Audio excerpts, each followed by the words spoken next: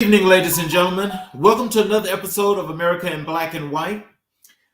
Tonight, we deal with community and mental health in this episode. We sit down with the insightful Pastor Devin L. Miller to unravel the threads of the church community engagement and the critical dialogue around mental health. So I want to give you all a few tips or a few things to know about Pastor Miller, please. Pastor Miller is original native of Milwaukee, Wisconsin. He's actually he moved to Minnesota before moving to Dallas, and in his educational background, he is a graduate of the University of Minnesota. He has a management degree in marketing, and he also he graduated from the Grace Theological Seminary and Institute. And so, ladies and gentlemen, let me give you all Pastor Miller, who's our guest tonight. Pastor Miller, welcome to the show. God bless you. Thank you for having me. I'm so happy that you're able to take some time out to be with us, and I hope I got everything right in that introduction. Are there any other things that you'd like to share with the audience before we kick off this wonderful show? No, just know that I'm a person that loves God and loves God's people and strive to do whatever we can do to improve the betterment of our people and people all around.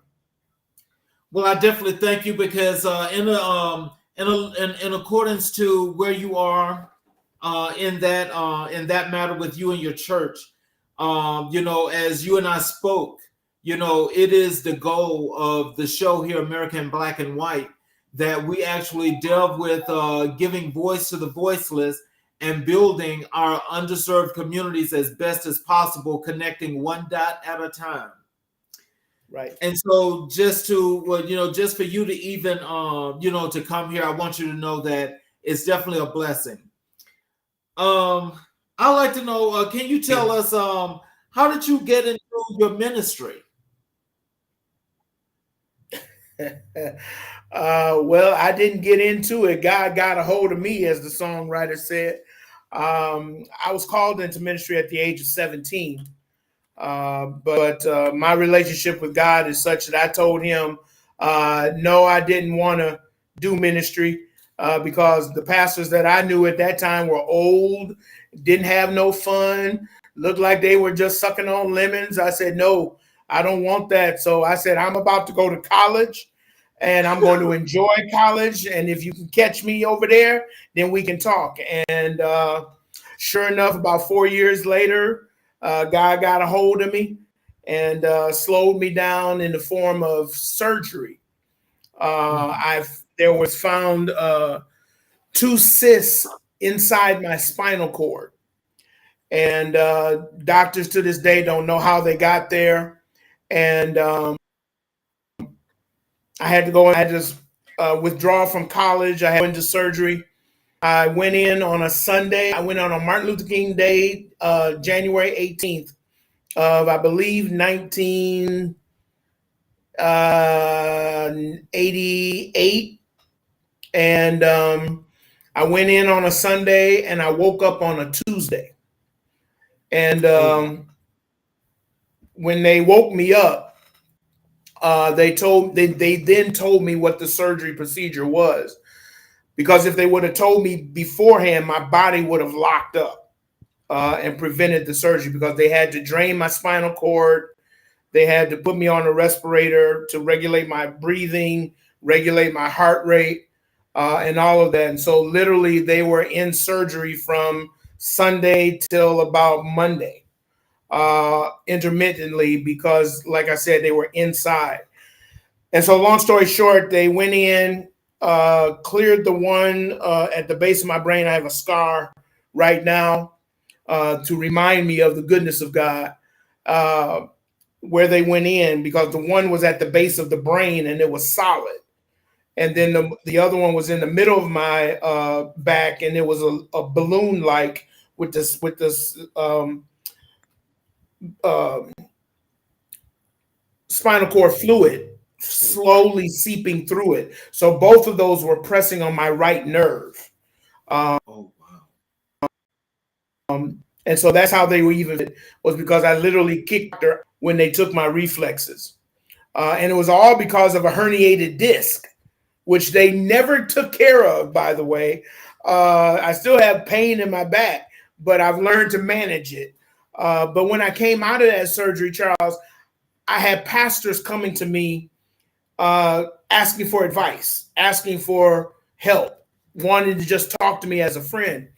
And so at that time, I said, "Okay, God, you got me," and I made it conditional, because that's how we do God. You know, if you want me, then you got to do this.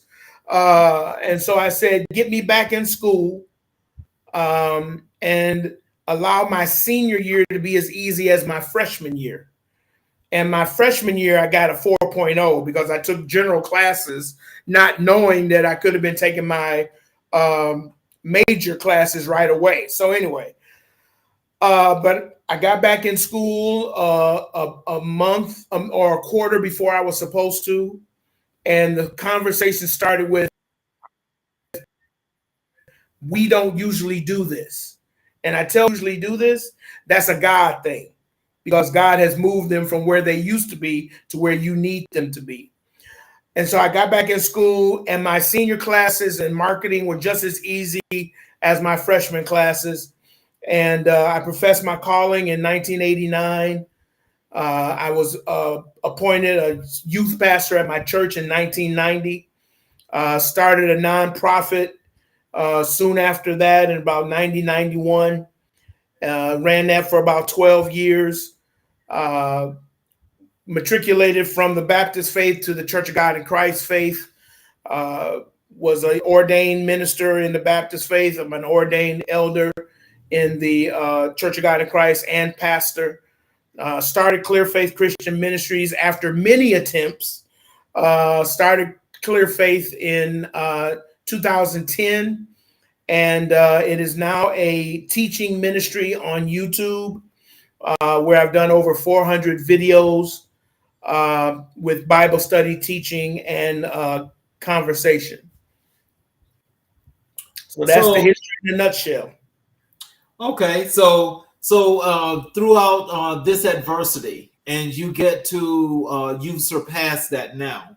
How did this get you into your Right. ministry that you founded? Well, I've always been what you call a community pastor. I've always believed in the bottom up, in working with the people. And as a youth pastor, I was in the schools working with parents and working in the community in St. Paul, Minnesota. Ran for mayor, ran for a school board, because I believe that the power is within the people. And we as ministers have to do, if we're going to be like Christ, then we got to be like Christ, and we got to be amongst the people. And so I've always had a strong desire and purpose of teaching. And so I taught Sunday school growing up. When I got into preaching, I asked God, I said, "God, I need a hoop," because all the preachers I know used to hoop and all that kind of stuff. So I was like, "God, I need one of them in order to be an effective preacher." And God resoundingly said, "No." He said, I did not create you to preach that way. I created you to teach the word. And so that started my journey of teaching Bible study. We started at Pilgrim Baptist Church. Shout out to historic Pilgrim Baptist Church in St. Paul, Minnesota. That's where I was licensed. That's where I was ordained. And we started a small Bible study teaching on Wednesdays with a book called the Bible in the Light of Our Redemption, which I still teach from today. And we grew that class from 10 members to over 100 members. And it showed me the power of teaching, which coincides with how Christ taught his disciples. He was only teaching 12 people. but the multitudes came because of the words he spoke. And so I really took that to heart.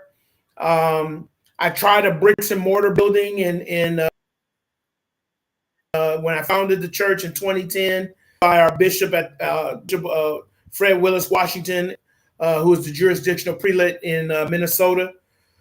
Did all I was supposed to do to have a building and all that kind of stuff, but I was wanting to reach the millennials. I wanted to reach those who still wanted to party on Saturday night, but still felt they had an obligation to make it to church on Sunday. So we started at 3:00. This was long before 3:00 services became the norm back in 2010, and we just didn't get the numbers. And so I went to my bishop, and I'm the type of person, I'm not tied to a title. I don't need a title to do my work. And I went to my bishop. I said, Bishop, hey, it's not working. 6 months. I tried it, didn't work. I said, I'll turn over my appointment of pastor, and I'll just go back to being an elder. And he was like, no, hold on. Let's look at what you're doing. He said, you're still teaching online, aren't you? And I said, yeah. I had a show called Blog Talk. And I was doing a 30-minute show every Saturday, teaching from this book that I had. And he said, you meet every week, right? I said, yes, sir. He said, just like church. He said, you teach the word? I said, yes. He said, just like church. He said, do people come? I said, yes, sir. At that time, for a month, I had about 1,250 people that were watching our show in the course of a month. He said, you got more members on your radio show than I got in my church. I said, so he said, that's just like church. And he said, do you ask for an offering? I said, yes. He said, just like church. He said, do you get an offering? I said, sometimes. He said, just like church. He said, so we're not going to let you give up your pastor. You are pastoring. You're just doing it in a different way. And it's a way that we hadn't recognized. And so we're going to recognize Clear Faith Christian Ministries as a virtual church. And we went to Facebook, and we're teaching there. And then we landed on YouTube. And we've taught over 400 plus videos of Bible study teaching. And we'll be picking it back up sometime this month. I took last year off to concentrate on our business. And so this year we'll be picking it back up, and we'll be starting with the basics. God bless you, Bishop Parker. God bless you, sir. And Randy Parker is watching. He's a good friend. Okay. Yeah. All righty. Well, and so as you're watching, please, all of you that are out there watching, if you have not subscribed to our YouTube channel, please subscribe and hit the notifications button. Yes, sir. Because every time we do an upload, we want to make sure that as it goes live, it stays there. You'll be able to come back and watch that as much as possible. So as you go through and you get this set up now, tell me, did you guys have a plan or any kind of action, any things that you guys wanted to do, like work specifically in the community, and certain things you guys wanted to work on in the community? No, not really, Charles.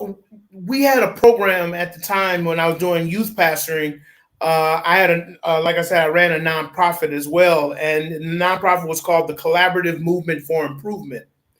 And we had two programs: Black Teens for Advancement and Sisters in Struggle for Survival. One for Black males and one for Black females. And our mission was to develop African American youth academically, culturally, academically, politically, and socially through a knowledge of history. And so basically I would go into schools and teach relevant history. And we used the backdrop of the civil rights movement, and we taught the history of the civil rights movement in today's time. So we talked about gangs, we talked about drugs, we talked about, the how movies have infiltrated us and changed us and presented us in a certain way. And I'm dealing with high school students. From there, we developed a program called Becoming Everything You Set Out to Be or Best. And that was in the junior highs. So it became the feeder program for our high school chapters. And we, like I said, we did that for roughly 8 to 10 years. Then the last 2 years, we developed the Life Skills Development Center. All of this was in St. Paul, and that was a center where kids could come as an alternative to suspension. And we would work with their social skills, their cultural skills, and help them to really develop and find out why they were messing up in school. We dealt with truancy. We dealt with the schools themselves, making sure that they had the work to do at our center. And we ended up getting kids back in school a day or two ahead of their suspension time. Because our thing was, if you work with the kids will work with you. But if you're in an adversarial role, then it never works. And so that was in the 90s up to the 2000s. Then 9/11 hit, and all the funding for social programs and school programs dried up. And so we had to shut our doors. But I look back now in the 21st century and say we were way ahead of our time in what we were doing with schools and with students, because it's desperately needed now. So, like, well, what about right now today? Are you guys doing any a program that's running right now, right? Or do you? Well, I have a business. Called entitled Clear Faith Christian Counseling, Consulting, and Coaching Services. Okay. And so 2014, when I got here to Texas, and we do relationships counseling. And so I work with couples across the country, helping them to stand in their truth, speak with their voice, learn to listen, to understand, not always to respond, and to be their best authentic self. So I kind of, as I matured our programs, and left the young stuff to the young folks, but still got the concept, because I think, like I said, I think it's so needed to go back into the schools, working with our students, not from just a behavioral perspective, but a cultural perspective, because we've always been about education. We've always been about knowing that we had to be twice as good, but somewhere we lost that. And now we expect the schools to do everything. The church does nothing. And then there's some people that are caught in the middle. And so I've always been an advocate for churches to work together for community building, to really become transformational centers and not just religious places, which are turning into social clubs. We're losing sight of what we're supposed to be doing in the community. So can you share insights into your community impact and the projects you've been involved in? Well, again, when I was in Minnesota, I did a whole lot. When I came to Texas, I was like the Twilight Zone. But anyway, most of the work I did was in Minnesota, and most of our programs were in the St. Paul public school system. We advocate that churches and systems should work together. It should not be separate entities. When I was doing youth work, I would visit my students in their schools. You know, you got youth pastors today that are looking at youth pastoring as a segue into preaching and being a pastor. No, it's not a succession. You got to have a heart for kids. You got to have a heart for them being well, being mentally, emotionally, and physically and socially well. And so I would show up, and they'd be like, and this was back when you could go into schools and there wasn't no metal detectors and all this kind of stuff. But I'd go in, I knew the teachers, I knew the principals, I knew all my students, and they knew me. And it wasn't a draw to the church, it was me drawing to them. So I got to know their parents. And it was really a community. You know, St. Paul, Minnesota is the capital of Minnesota. Minnesota, but it's a small town. And so the Black community was even smaller because Minnesota only has about 10 to 12% that are African American. But if you look at it back when I was there, the per capita of college graduates in that community was about 80%. So we were an intelligent people, which meant we were a community people. And so it was very easy to go into the schools and, work with the police department and work with the government because we were all essentially a family. And it didn't matter what color you were. It was really about the work, which is something else that we've gotten away from. I tell people all the time, I want to be black wherever I go. And so I don't need to be ashamed of that, especially since we're in, I always call this the Negro Full Employment Month. For those of us who speak, is the month of February. We get the most jobs in February during Black History Month because they want to hear it from a black person. But my whole thing was, of course, for us, and we know we live our history 365. Exactly. There's not a day that we're not making history somewhere. Somewhere, somebody's making history. And so when we walk around with that sense of pride, then there's nothing that nobody can tell us as long as they're respectful. And so the work we did in community, we had programs called the Just Stop It campaign, where we were on the street in the community, talking with gang members, talking with going to those streets where they were selling drugs. I had a bullhorn, Charles. I hit the siren on the bull. For the next hour, the drugstore is closed. And we see cars driving by and they slow down and we look at them as much as they look at us, and we knew that these cars didn't belong in our neighborhood. We knew these cars were coming from someplace else. And so we would tell them, if you want to get some drugs, go to your community. Don't come to our community and get drugs. We got a big enough problem people around, Charles. Our graduation rate when our program was in place was 70%. 70, and that same 70% went to college. Okay, I had no young ladies in our program that got pregnant prematurely because we taught them. And back in the day, the church was the social center. That's where you learned your manners, you learned your etiquette, you learned how to get along with people. Now we go there for entertainment and a song, and it's sad because it's killing us. It ain't killing nobody else. It's killing us. And we got to get back to that. And so, the programs that we did was for a time where people were open to those type of programs. We're not open anymore.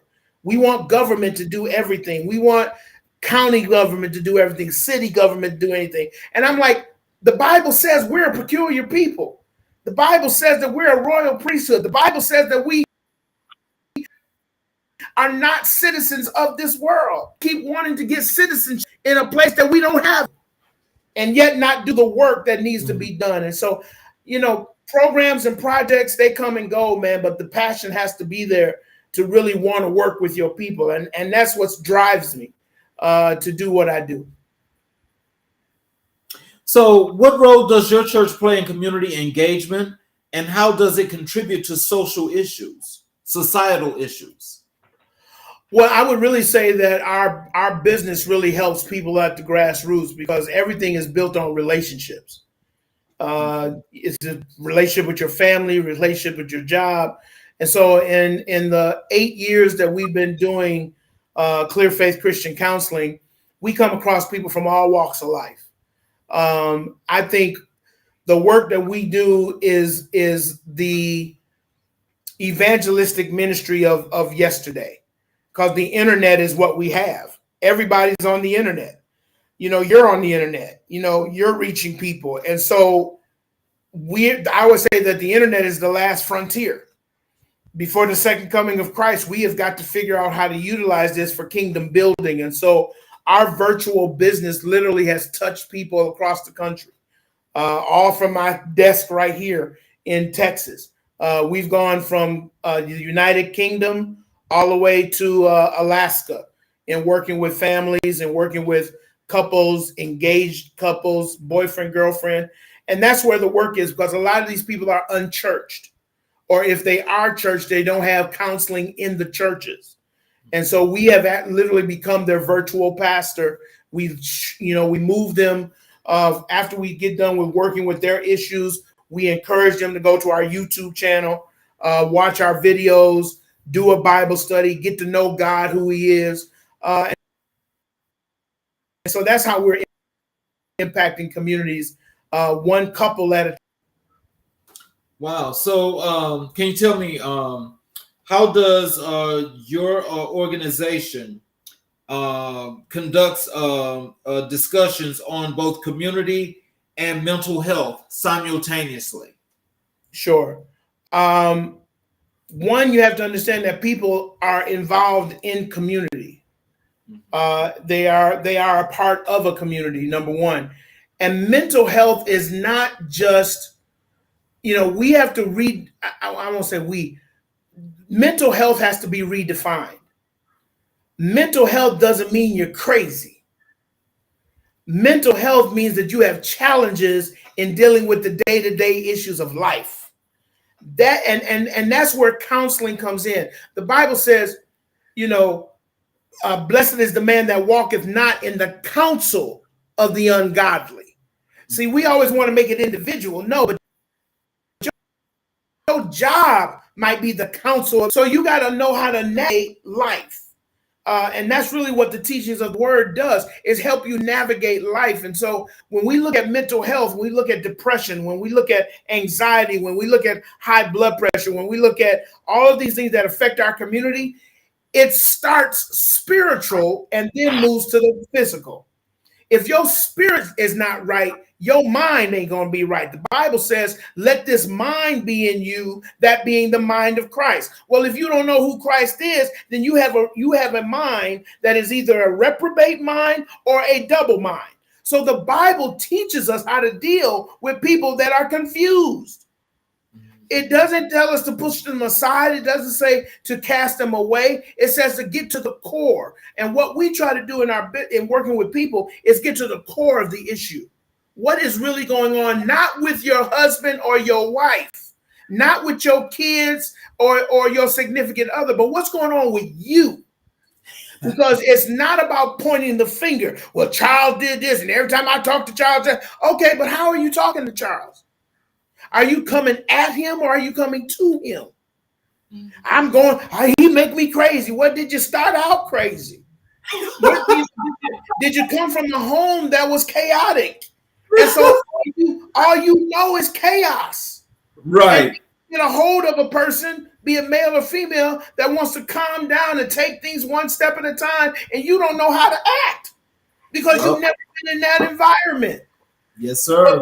But we look at that and say, oh, they crazy. No, you got to check their environment, because it's quiet as kept. If you black and living in America, we crazy. We dealing with stuff. Okay. We all had put on the mask. We go to work, we got to put on the mask of what the other person wants us to be. We go to our churches and we put on the mask because we don't want to be vulnerable to the work and the will and the way of God. We go in our homes, we put on the mask because we don't want to be vulnerable to our husbands or our wives, because the last time I was vulnerable, I got hurt and I said I wasn't going to let this happen again. That's mental illness in its spiritual sense. And until we get to that core, Charles, we're always going to have problems, and it's going to pass to generation. Pastor, I want you to help us, as you were just on that last topic you was just talking about and how you was discussing that. Give our audience a sense as to what are some of the things that they need to do, or some of the things they can do in order to make that a little bit easier, a little bit better on themselves. Call me and let me counsel them. That's easy. Let me make some money. No, just like that's a short show, Charles. That's a short show. But what we really need to do is and what we do in our business, like I said, we got to get to the core. Okay. And the core is how you grew up. Right.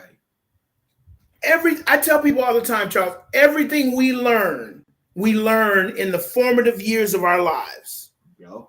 From 0 to about the age of 6. Right. We're pretty much set. And I add to that everything we need to know, we learn in kindergarten. Okay. You learn your letters, you learn your numbers, you learn how to socialize, don't hit Billy, we don't hit people. You learn all that in kindergarten. Right. And then it just builds from there. Well, spiritually, we learned everything from the Garden of Eden. And we don't understand how God works in such a way that helps us in our daily walk. And so when I work with people, the first thing I do, them talk. See, typically in counseling, counselors come from, I'm the expert, I'm the educated one, I know what's wrong with you. And I'm like, no, you don't. We have no clue until we let the people talk. And we can't let them talk from a griping perspective, arguing, pointing fingers and all that. That does not happen when we counsel people, either online or in our house. The first thing I'm going to do is I'm going to say, tell me about your relationship. Tell me how you met. Tell me what shifted to get us here. I got to take you backwards to bring you to where you are, because everything has an origin. Okay? Example. My son now, 27 years old, plays drums. He's a prolific drummer. Went to college to learn music. He does well. He started at 2 years old beating on the pots and pans in the house. Now, I looked at that and I said, you know what? I can do one or two things. I can either take the pots away and tell him to go play with something else, or I can see what's going on. And after a while, music was on and he was playing according to the music. I said, okay. So then I got him a little drum and some sticks and he was just drumming away. I got him a drum set. He was drumming away. He went to high school and got into the band. He was playing all types of instruments. He went to college and he studied music. Now he's in 2 bands. My question is, what if I would have stopped him at 2 years old? Oh, wow. That means you would have limited his progress. That's it. And that's what we do. We don't listen to people. We try to tell people who they are, tell people what they're going to do, and we crunch the creativity that they may have had. Case in point, you see the pictures behind me of Malcolm and Martin. Yes. We know the story of Malcolm. Malcolm, when he was in middle school, wanted to be a lawyer. But the white teacher told him, no, you can't be a lawyer. Do something with your hands. So what did he become? A thief. Yes. And it wasn't until he got with the Honorable Elijah Muhammad that he changed and became who he was. But we stifle dreams, Charles. Mm-hmm. We stifle creativity. We are a creative people. Right. And we are created from a creator. So that means if we're created from a creator and he said, let me breath of life and man be living soul, what do you think we're supposed to do? Create. But what happened? Create. We were doing it in segregation. We were doing it when we didn't have nothing to compare to. But the minute integration came in, what did they destroy? They destroyed our creativity and told us to be like them. And look where we are now. Exactly. I agree 100%. Right. Exactly. So we have to go to the origin of where we lost it and understand that me being segregated from somebody that looks like this does not mean I don't like you. It don't mean I want to kill you. It don't mean it. See, white America's fear is that we will do to them what they did to us. Number one. And as soon as white America gets over that, right, we'll be in a much better place. Oh, most definitely. I agree with you 500% because, like I say, that's what this show is about.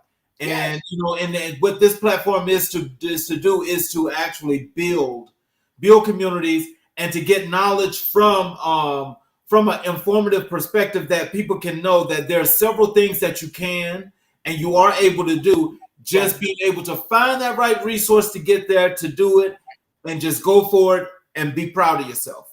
Exactly. Exactly. So, tell us about the Voices from the Pews and how it amplifies community voices. Well, first of all, we have stifled the voices from the pews. Okay.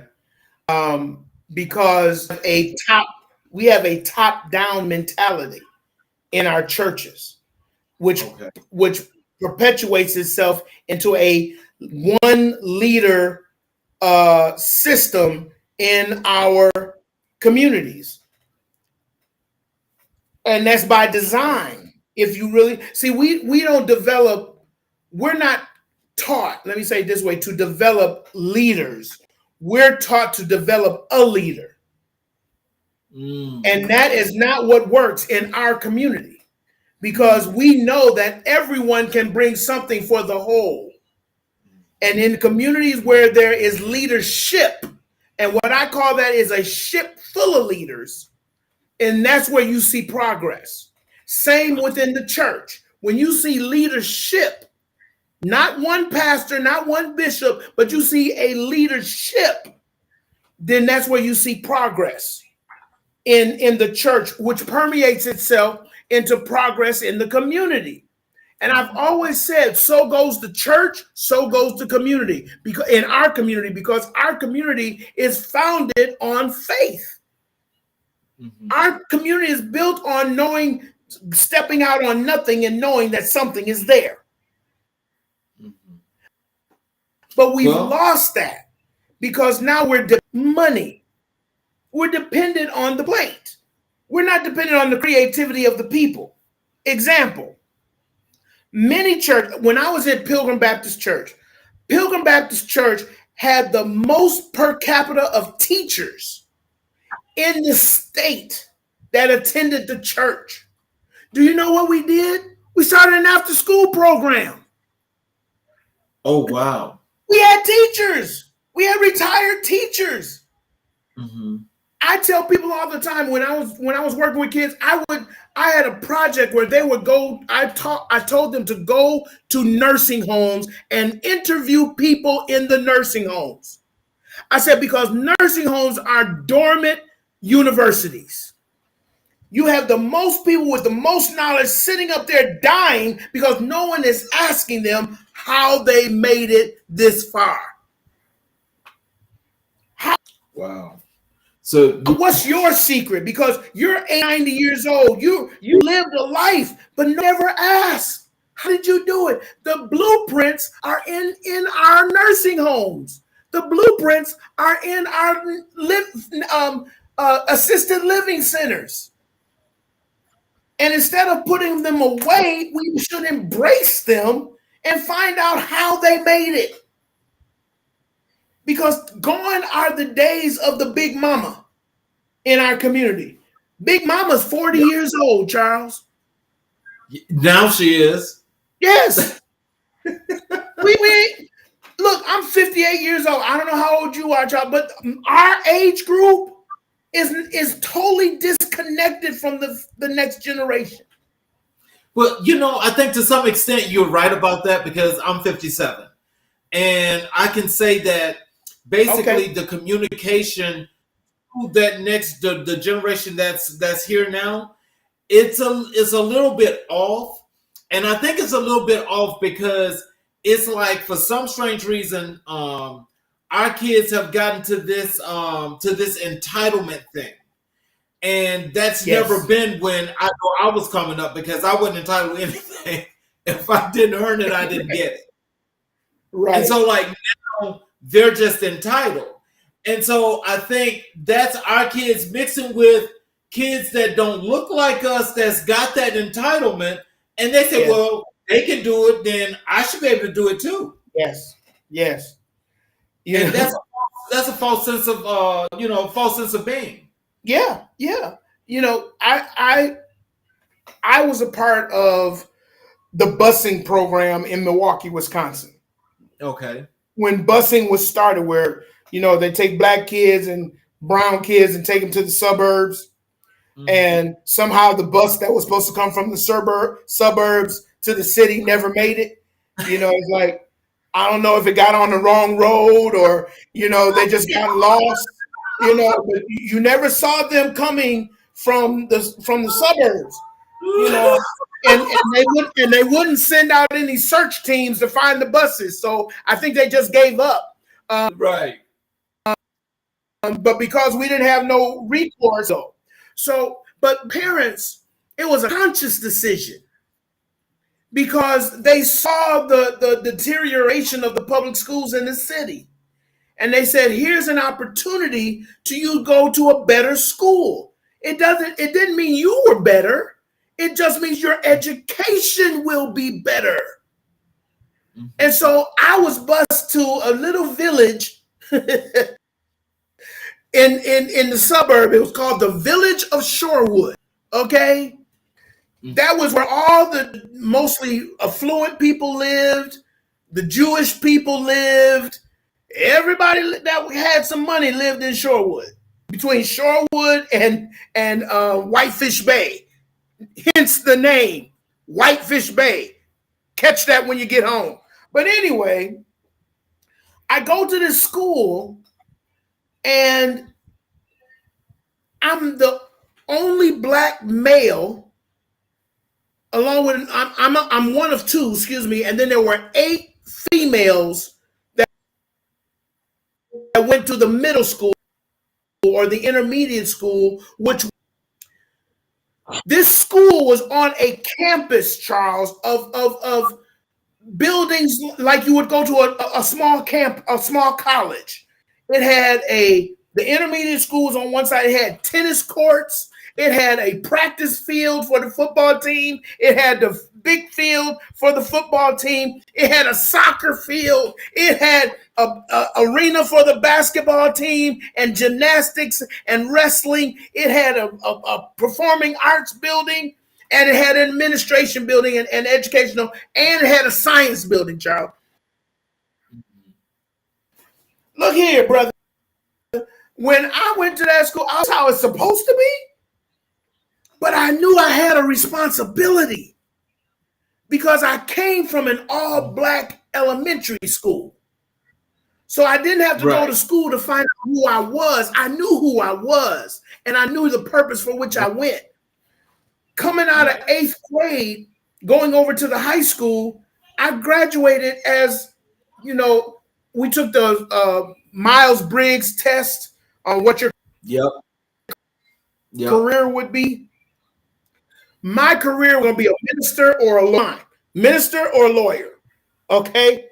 I said, oh, okay. So hindsight being 2020. But I get to the high school, and this was 1979.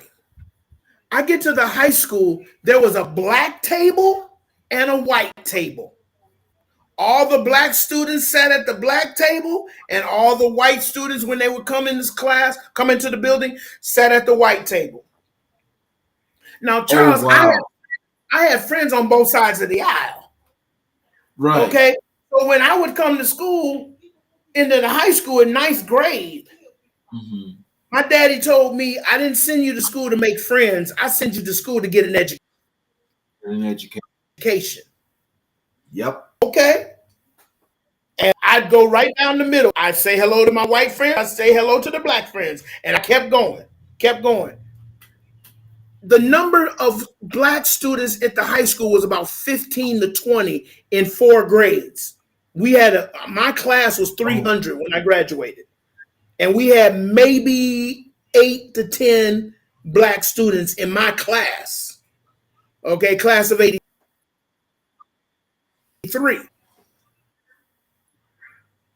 So we all played sports, and we were in the football season, and they cornered me on the football field one day. It was a Friday. I'm going to tell you exactly what day it was. It was a Friday.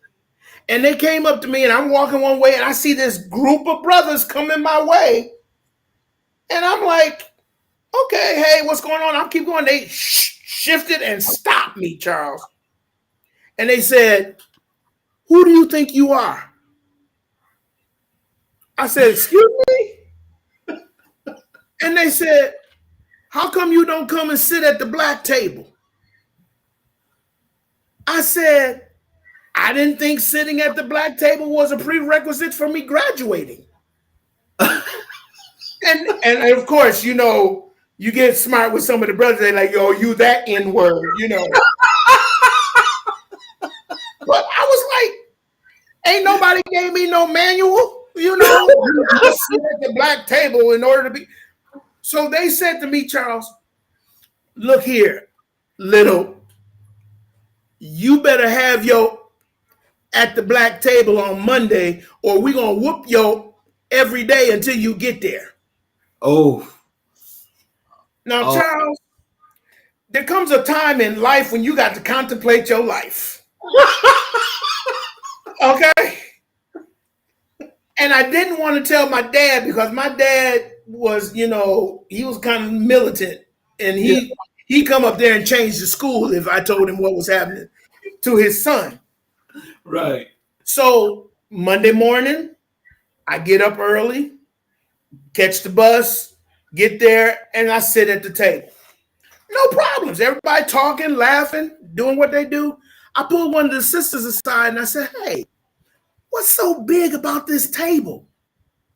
And she's like, what happened? I said, so-and-so and so-and-so and so-and-so, they came up to me on Friday and da-da-da-da. And she said, Devin, first of all, understand this. We know who you are. We heard about what you did, and you were the president of your class at the middle school. First time in the history of Strowood they had a black president of the class. We knew that. But we had to watch you.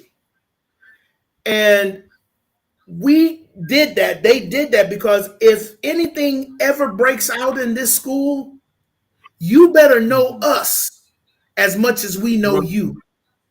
Keeping you protected. Exactly. And that was my community building history lesson 101. Ooh, okay. Now that I like that. I like that. See, when we embrace ourselves, then we know how to work with us. Exactly.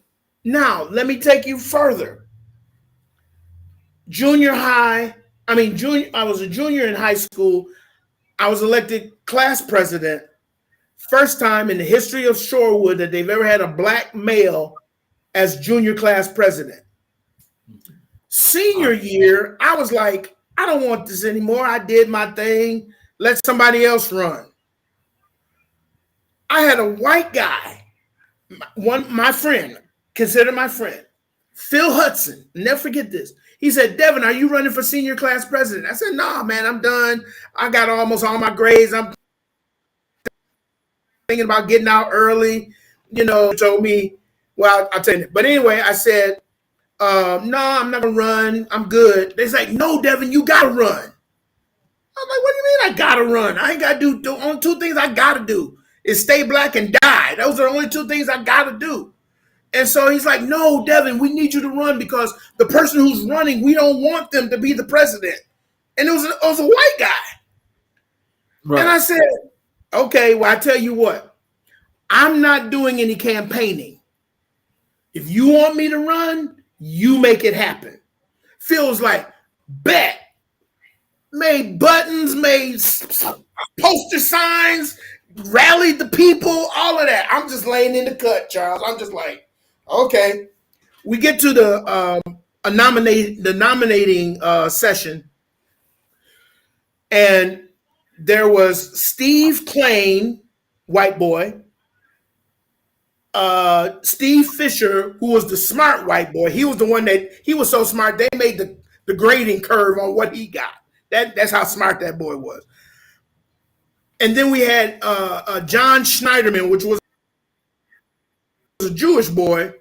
And we're all friends. We're in the student council meeting, and they're taking nominations for senior class president. John Schneiderman had come up to me earlier that, like in the week or whatever, said, Devin, are you running? I said, no, man, I'm not running. Now, Phil's still doing what he's doing. I said, but I'm not running. So when we get to the meeting and they make nominations, John puts his name up. Steve puts his name up. Steve puts his name up. Phil Hudson stands up and says, I'd like to nominate Devin Miller for senior class president. And the whole room erupted. Oh, wow. John Schneiderman looked at me and said, Devin, you said you're not running. I said, I'm not running. The people have spoken, man. I'm only doing what the people want. And so he said, SHIT, wrote real loud, just yelled it out. I was laughing. I was just having a good time, Charles. I was enjoying my senior class year. So we get to making the announcement, the speeches. We have to give speeches. And all the three of them went before me because I'm the incumbent. So I said it last. So I get up there and I said, hey, my name's Devin Miller. You know who I am. You know what I've done. If we did last year to happen this year, you know what to do.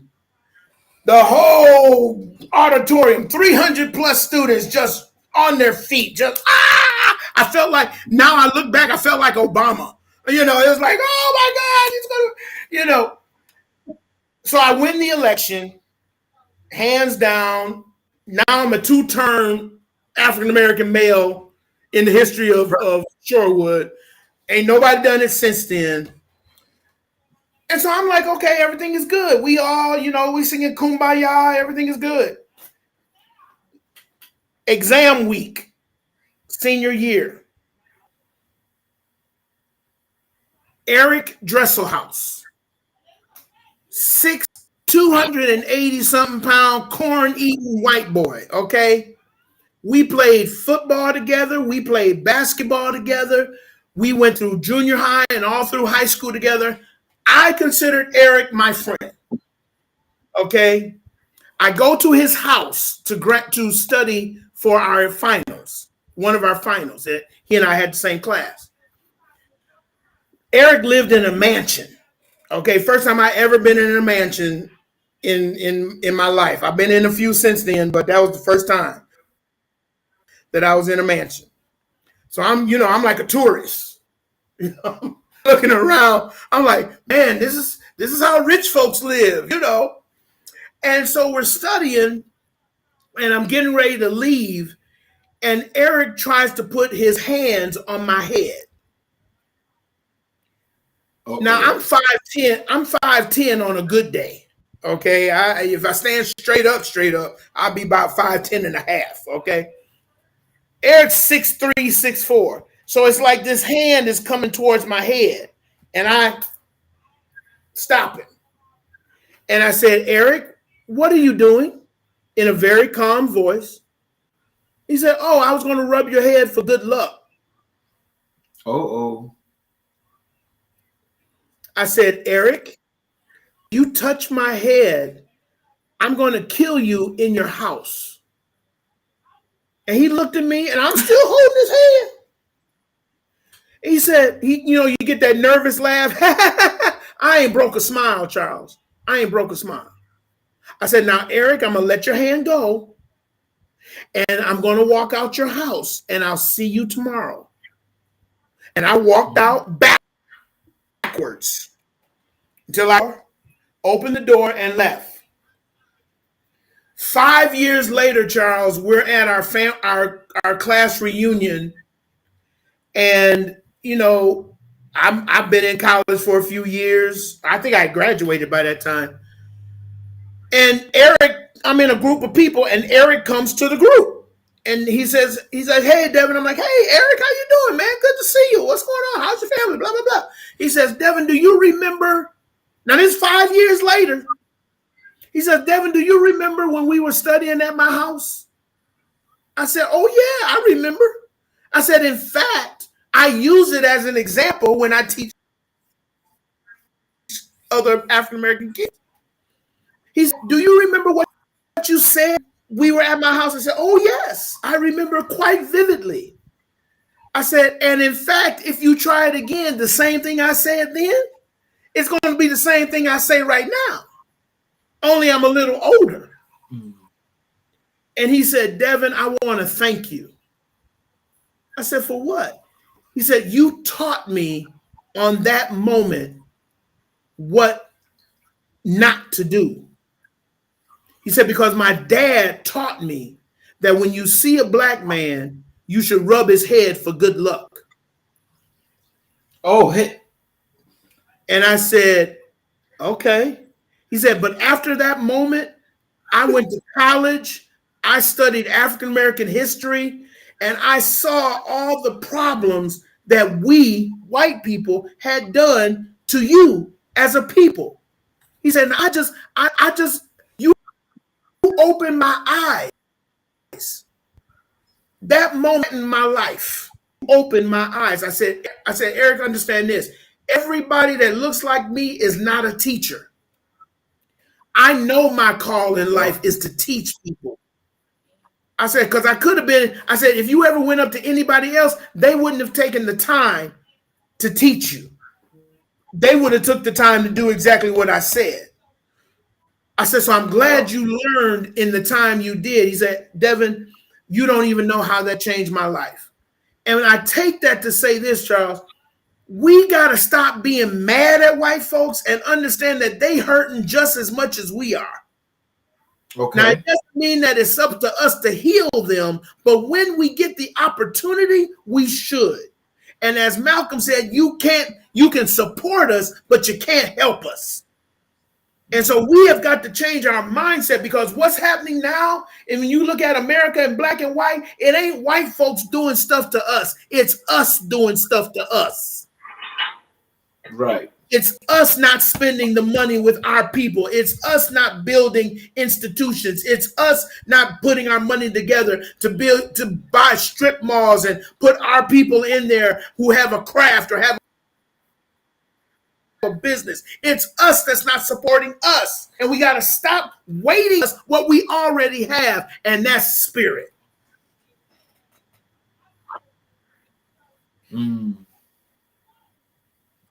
Now, see, that right there, what you just spoke was nothing but the truth, the whole truth. Yes, so tell me this: what are your personal insights on mental health, and how do you address it within the community? Well, I think, like I said, the way we address mental health is to go to the core of why people are the way they are. We got to have conversation, because everybody ain't crazy. Now, there are some, and we've always had crazy people in our community, Charles. You know that. We had Willie the wino that was on the street. He was an alcoholic, but we didn't call him an alcoholic. No. We just said Willie got a problem. But everybody in the community gave Willie a sandwich if he needed it, gave him a place to stay. You know, we had some folks that was walking in the neighborhood talking to themselves. We just said, well, they just a little touched. You know, but that was schizophrenia. We didn't have words for it, but we had heart for it. Yes. We love the people. Now we want our kids, you know, they little hyper. They're doing too much in the classroom. Instead of saying, okay, that means his mind is moving faster than his mouth. Stimulate his mind more and he'll slow down. No, we call it ADHD, ADD, and we want to give him Ritalin, and we want to give him all these drugs. We don't need drugs. Yeah. We need us. Exactly. We need love. You can't put all black kids in a classroom with a white teacher. I'm sorry. It don't work. It don't.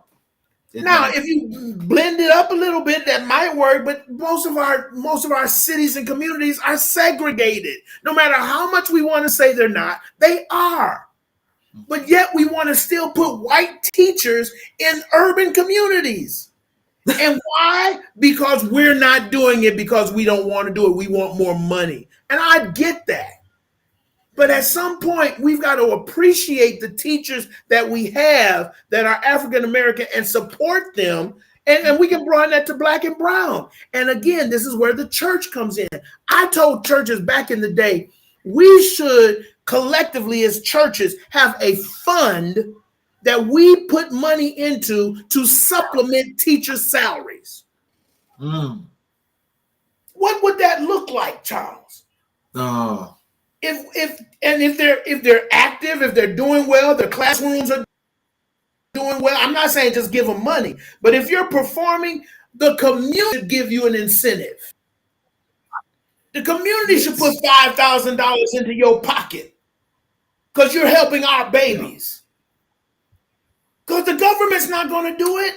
The government already got it planned for whatever kindergarten year is in right now. They're making that many beds for prison. Yep.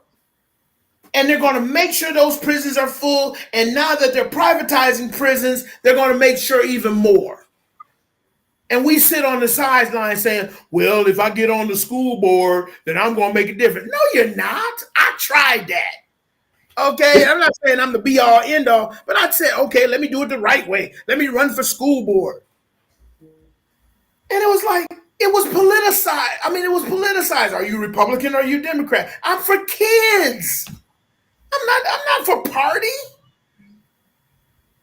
And I'm running, and I said, do you know we spend more money on administration than we do on the success rate of our kids? How can you have 17 administrators and you only got 16 schools?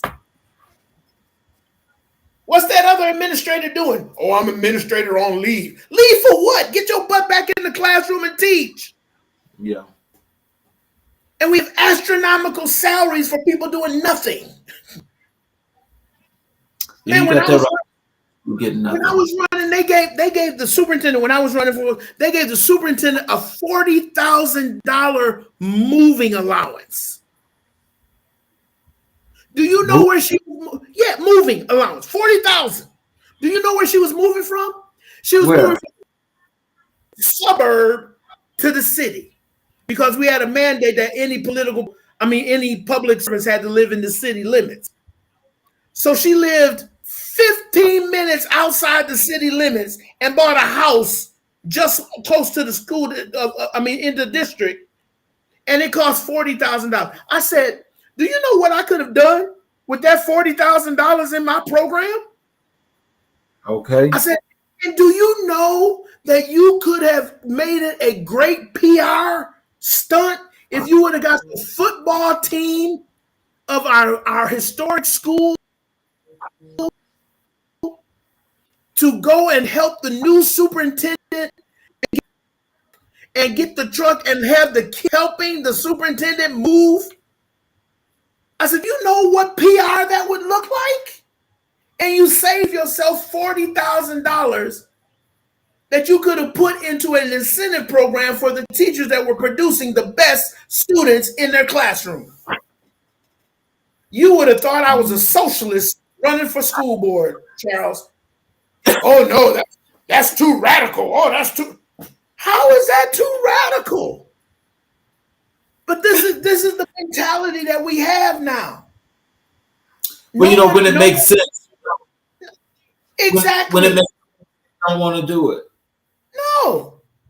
They're like, that's too simple. I said, isn't that what it's supposed to be? Aren't we supposed to be in the position to make it better than the previous generation? Isn't that what we're supposed to do? I said, we have the knowledge in our community. We don't take the time to sit down and figure it out. We've got educators, we've got lawyers, we've got doctors, we've got dentists, we've got all of that. Where are they? In our churches. If a pastor were ever to take an inventory of the wealth, the knowledge wealth that he has in his church or her church, and take that and use that to change community by going into the community. See, pastors don't need to be sitting in their offices waiting for something to come. Get out your office and go to the community. Yep. Go walk around the neighborhood. Do you show up for school board meetings? Exactly. Do you show up for community meetings in your neighborhood? Are you on the crime watch program?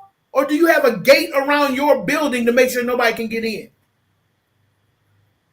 And there's a few people in St. Paul, that know who I'm talking about. And I ain't going to name no names, but I got a couple of people on the chat that are from St. Paul, and they know who I'm talking about. We create our churches to become gated communities. Right. We got gates. Nobody can come in. Pastors only got certain hours. Pastors don't give out their number because they don't want to be contacted. So That's I got one last final question for you. yes, sir. And that is, tell me, how do you balance addressing serious topics like race, mental health, and maintaining and engaging an accessible community or accessibility to yourself and your organization? Do you want me to read that again? Man, I put myself out there. Yeah, I know. I got you. I put my stuff out there. I can't change my cell number, Charles. Too many people have it. Too many people have it. Oh, let's see. That's my email address is public. Okay. Mm-hmm. My business is whenever I get a chance to let people know about my business, I let them know, because it's not about my business and making money. It's about building people. When I was in churches and working in churches, I always worked with the power source, because I always wanted to make sure that we were doing what we were supposed to do. I was a chief adjutant in the Church of God in Christ. I was a chief adjutant to the bishop.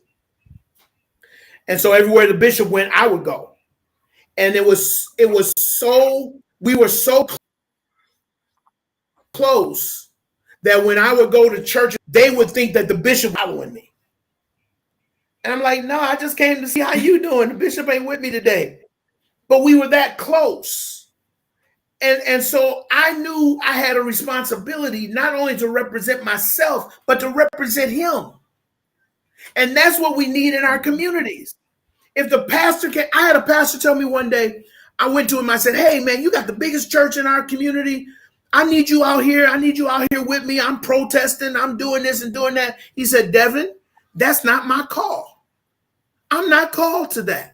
He said, what I'm called to is to be the pastor to the people of this church, and to be available when they need me to be available, to go when they call me to go. He said, but Devin, here's what I'll do for you. If you need our building for meetings, if you need some of my members for protection or whatever, because they had some deacons that were, on point. He said, Devin, our people are at your disposal. You just let me know what you need. Our buildings are at your disposal. No, be a part of the community. I just can't be out there.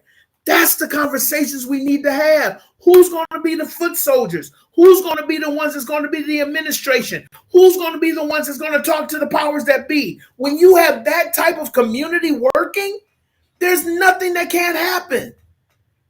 There's no reason why there's a drug den down the street from a church. That doesn't make sense to me. They're selling drugs on the far corner, and there's a church on every other corner. How is that happening? Wow. It's happening because we have become afraid of our own people. Now, I'm not saying be stupid, because that's being mental, okay? Don't go in there. Don't go in there and think that Gabriel and Michael going to be with you when you go into the den. Don't do that, okay? Because whenever I went out into the community, I had some crazy folks with me, okay? Right. I had to confront a young man. I couldn't confront him because of my position in the community, but I knew a whole bunch of others that wouldn't mind at all. And so we went together as a group and went and talked to that young man. I told him, I said, look, I can't put hands on you. I said, but these guys won't have a problem doing it. So I need you to get straight.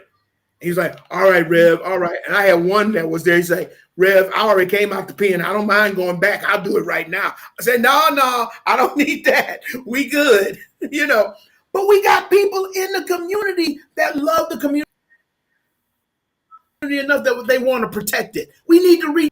We got gangs in every community. Why can't they police our community if we teach them right?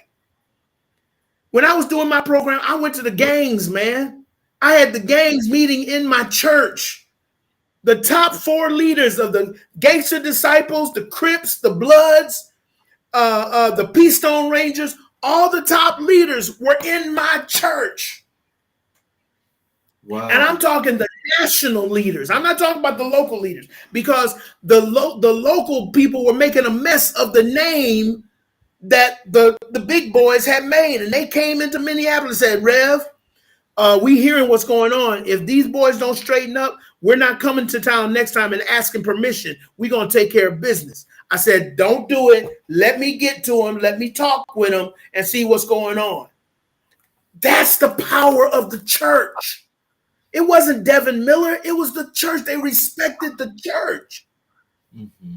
I had people come up to me and say, don't touch him. He's a minister. I ain't walking around with a I'm a minister sign on my head. They just said, no, don't mess with him. Right. I mean, I can go on and on, but when you have a passion for this and you know you're called to this, there ain't nothing that can stop you. And we have to replicate this, because there are many passionate people in various sectors of our community. We just have to tap into the passion. And not, I need permission. You don't need permission for your own people. I tell people all the time, if you're gonna call a community meeting, please make sure there ain't no white people there. Ooh. Well, you know. Oh, you better go on. Said everything. Said that. Becky and Bill, you know, they've been good friends of ours for a long time. I said, Becky and Bill been your friends for a reason. Exactly. I said, and they don't need to be in the house when we try and deal with house business. Exactly. So, man, I was a part of the Million Man March in 1995, Charles. Over 1 million black men on the. Were you there? Okay, you know that experience. On the mall. Yes. Yes. The power of one man in a community of men and women, bringing 1 million men from all across the nation to one place. Exactly. So it's not that we can't do it. Mm-hmm. It's the follow-up that we have a problem with. Mm-hmm. See, we can do the big stuff, but we don't want to do the steady stuff. And that's where we have to rebuild. Because it took us too long to get here, and it's going to take us long to get out. Well, I'll tell you this. I more than appreciate you, taking this time to spend with us. Also, I'm going to connect with you outside of this, because I'm planning on doing a special show. That's going to be a special. It's going to be a 2-hour special, and we're going to call it the State of Black America. And so with that roundtable, I'm going to have 4 to 5 members to be around this roundtable, and we're going to discuss these very issues of our communities. But not only are we going to be discussing them, we'll also be talking about how is it that we can solve these. Yes. And so, just wanted to let you know that, I'll be in touch with you outside of here to see, if that's something that we may be able to interest you in. But we're going to do this either the first week or the second week of March. It's going to be one of those Wednesdays. And so I definitely will be in touch with you. And I appreciate your time. And ladies and gentlemen, you just had a good feel and a good understanding here of Pastor Miller. And Pastor Miller has put that word out that I'm sure everybody felt what he was talking about. So I want to thank you all for joining us tonight. We'll see you guys tomorrow. And please have a great evening.